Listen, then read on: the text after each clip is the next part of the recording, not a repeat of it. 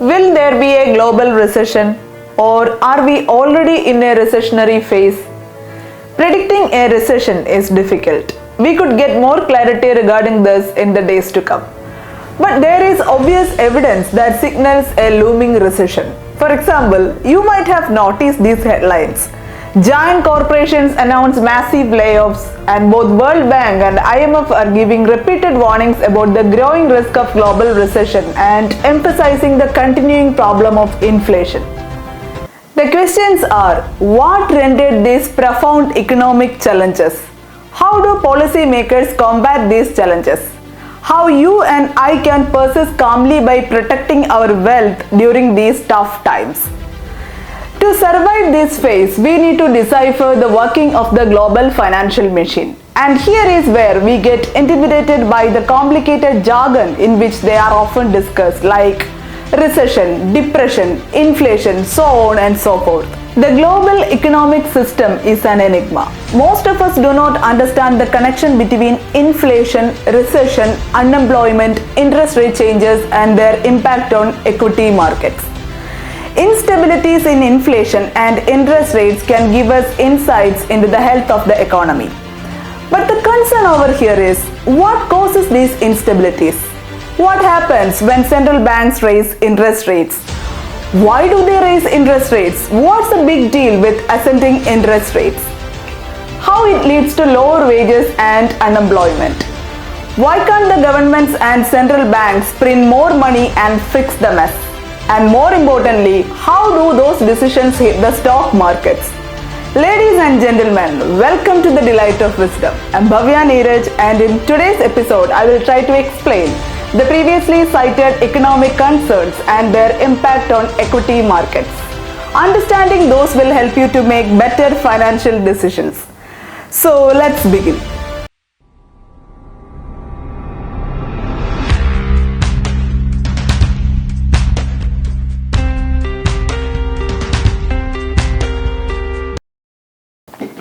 Before diving deep into interest rate hikes, stock markets, and their relationship, allow me to elucidate the causes of this economic mayhem. One of the major reasons for inflation, which is the price rise, is the supply chain disruption induced by Russia-Ukraine war. Due to this war, prices of crude oil and other major commodities soared. Also, there has been a significant rise in the consumer price index. And for those who don't know, in simple words, CPI is the most widely used measure of inflation, and it is the current inflation rate that affects consumers. I'm not moving into its calculation details, but if you want, I will do a separate video on CPI. Do let me know in the comment box. CPI is increasing on account of rising prices of food items like oils, wheat, etc. Another undeniable justification is the free money that was circulating in the economy. You see, when the pandemic struck the world, governments and central banks across the world were distributing surplus money in the form of inexpensive loans, tax incentives, and other subsidies to rejuvenate the economy from the pandemic tsunami.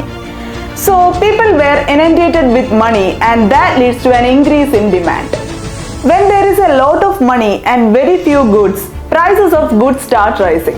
These inefficient policies and political decisions, though born out of good intentions, triggered inflation, and we all are confronting the consequences. Friends, I would like to add emphasis on an important notion here.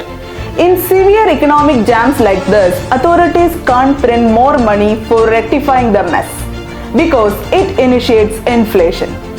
Hope this is clear to you. Now let's try to decode the link between these economic events and the stock markets. If we borrow money from an individual or organization, we will have to pay back a little extra to make it beneficial for the lender. This is the interest rate. So if we want to save money, a higher interest rate means more earnings on our savings. But if we want to take a loan, a higher interest rate implies we have to pay much back. Simple, right? Now let's look at who decides the interest rate. If you observe, you may see there is no single interest rate in the economy. Most banks set their commercial rates, but it's all influenced by the interest rate set by the central bank. Now, what's the central bank? You might be familiar with the names like Fed, Reserve Bank of India, Bank of Japan, Bank of England, etc. A central bank is like a bank for banks. It's a national bank that provides financial and banking services for its country's government and commercial banking system, as well as implementing the government's monetary policy and issuing currency. Banks earn interest when they deposit money in the central bank, just like we and our savings accounts. Now let's try to understand three crucial tools of monetary policy: CRR, repo rate and reverse repo rate from an Indian scenario. In case you are already familiar with these terms, please skip this part. CRR, aka cash reserve ratio, is a specific part of the total deposit that is held as a reserve by commercial banks. This specific amount is held as a reserve in the form of cash or cash equivalent, which is stored in the bank's vault or sent to the central bank, which is the RBI. CRR ensures that the banks do not run out of money. Next is the repo rate. It can be defined as an amount of interest that is charged by the Reserve Bank of India while lending funds to commercial banks. The word repo technically stands for repurchasing option or repurchase agreement. So what exactly is the difference between interest rate and repo rate? The simple answer to this question is the interest rate is the cost of borrowing for consumers and businesses, while the repo rate is the cost of borrowing for banks from the central bank. Alright, now let's try to comprehend the reverse repo rate. It is the rate of interest that is provided by the Reserve Bank of India while borrowing money from commercial banks. Or it is the rate charged by the commercial banks to park their excess money with the central bank for a short-term period. If inflation is seen as too high in an economy, authorities intervene to tackle inflation. Central banks increase the repo rate or interest rate, as this acts as a disincentive for banks to borrow from the central bank. The change spreads through the financial system and ultimately reduces the money supply in the economy, and thus helps in controlling inflation. A rise in interest rate from a central bank means that a commercial bank will earn more on its reserves. They might make more earnings from depositing money in the central bank than loaning it out. Furthermore, commercial banks raise their interest rate for loans to make it rewarding for them. Now let's analyze how this impacts consumers. In places where people got a variable rate mortgage, that is the interest rate people pay is linked to the central bank's interest rate, then fluctuations in interest rate have a direct impact. That means less money to spend on other things like shopping, travel, etc. Less consumer spending is a cautionary sign for businesses, because when consumer confidence suffers, it affects spending, which means less economic activity. Consumer confidence is a way to measure people's psychological approach to money. Low levels of consumer confidence means people are worried about the economy, and that can cause them to save money rather than spend it. Money starts moving from stock markets to fixed income instruments like bonds. Businesses will also find it expensive to borrow and invest money. They eventually cut jobs, which means unemployment. So, when interest rates rise, consumer spending decreases due to lower wages, and this leads to a deceleration in economic activity. Due to this, businesses will be unwilling to raise their prices, and that will help to curb inflation. When central banks raise interest rates, it may even take 2 years to see the full outcomes. That is, whether inflation is under control or not. If any unprecedented event like a natural calamity or war occurs, everything will mess up and provokes a worldwide downturn. So this technique of raising interest rates for taming inflation, if not done systematically, may result in a recession. Here comes another intriguing question. What is a recession? Now let's try to understand it from the basics. A recession is a significant, widespread and prolonged downturn in economic activity. A common rule of thumb is that 2 consecutive quarters of negative GDP growth means a recession. That is, the value of all goods and services produced in a country went down for 6 months straight. Now, many of you may be wondering about the ramifications of stock markets during recessions. You see, recessions usually last about a year and render GDP decline. In simple words, less economic activity. Moreover, there will be a severe plunge in investments, imports, and industrial production. As a result, the equity markets or the stock markets face brutal turmoil. Stock markets all over the globe crash during recessions. The markets can be volatile with share prices experiencing wild swings. Because investor reaction during times like this will be instantaneous to any hint of news, either good or bad, and the flight to safety can cause some investors to pull their money out of the stock market entirely. Here comes the most awaited question: how to stay financially safe during tough times like this? Friends, you know what? Economists measure a recession's length from the prior expansion's peak to the downturn's trough. But what's this peak and trough? Don't worry. For more clarity on the impact of recessions on investors, I will explain the business cycle to you. The economic cycle, also known as a business cycle, refers to fluctuations in the economy between periods of expansion, that is growth, and contraction, that is recession. It is the overall state of the economy as it goes through 4 stages in a cyclical pattern: expansion, peak, contraction, and trough. Recessions often start at the peak of the business cycle, that is when expansion ends, and end at the trough of the business cycle, that is when the next expansion begins. At the peak of the business cycle, the economy is healthy and growing. Stock prices for companies often reach all-time highs. During the recession phase of the business cycle, income and employment decline. Stock prices fall as companies struggle to sustain profitability. A sign that the economy has entered the trough phase of the business cycle is when the stock prices increases after a significant decline.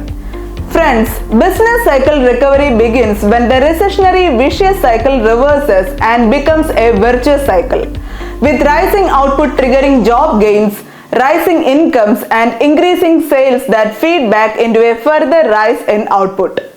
This means the economy flourishes. On top of that, stock markets recover. But do not confuse the market cycle with the economic cycle, because stock markets are affected by human emotions. Any news indicating uncertainties, for instance, China-US war rumors, COVID new variant, or the recent Adani-Hindenburg issue, just news like this wrecks the stock markets.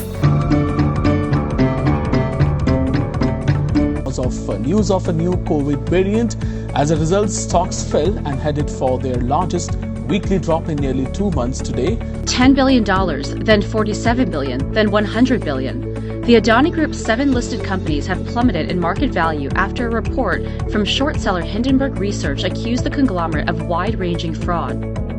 So the crux is, in the short term, the economic cycle and stock market cycle might be diverging. But in the long period, they merge on the same path. Businesses and investors need to manage their strategy over economic cycles.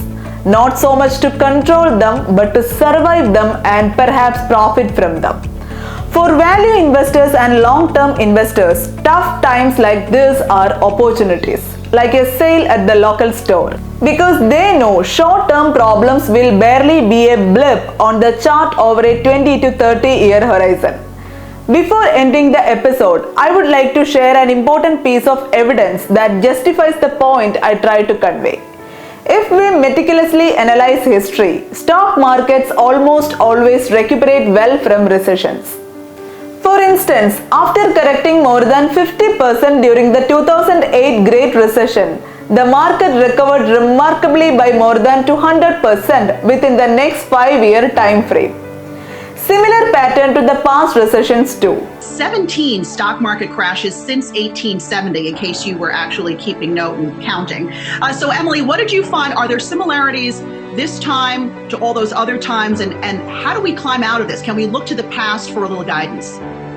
Well, one of the first things to note, Alexis, is that there are really two main takeaways when we look at this data, the 17 past stock market crashes or declines of 20% or more from recent peaks over the past 150 years. And the first is really that this is what market risk looks like. We had bear market downturns about every 9 years or so, so they aren't necessarily as anomalous as you might think. So even with the steep declines that we saw this year, it's something that has happened about every decade or so for about the past century. So the other takeaway is that if you have the time and the patience, you can still reap large rewards from equity markets. And one of the things that I pulled away from this Morningstar data was that a long time horizon tends to be helpful. In one specific example, we had Morningstar citing that $1 in 1870 US dollar terms invested in a hypothetical US stock market index back in 1871 would have grown to $15,303 by the end of March 2020. And that's even with that downturn that we saw at the end of the month. Now, of course, we don't have any single human investor who has that kind of time to stay in the market. But even looking more recently, if you're an investor who bought at the stock market peak preceding the 2008 to 2009 financial crisis, that was the close of October 9th, 2007, you would still be up 43% on just capital appreciation alone as of this year's closing low on March 23rd. So that really gives you a sense of a long time horizon being beneficial for investors. That doesn't mean that you aren't going to have to withstand a bumpy ride. The stock market, of course, was down 50% during that 2008-2009 market bottom. So as long as you have the stomach for these kinds of drops, eventually stocks always do, or at least in the past, they have always risen back to prior peaks and gone on to make new highs. You see, stock markets mirror the emotions of the investors. When it is positive, the anticipations are high, and when there is negativity, the anticipations run low. Figuring out these expectations and evaluating their influence on the price is the key to good stock picking. I know this is a little bit mixed up, but comprehending these concepts is imperative for efficient financial management. Thanks for watching. If you find this video useful, don't forget to like, share and subscribe. I will see you in the next episode.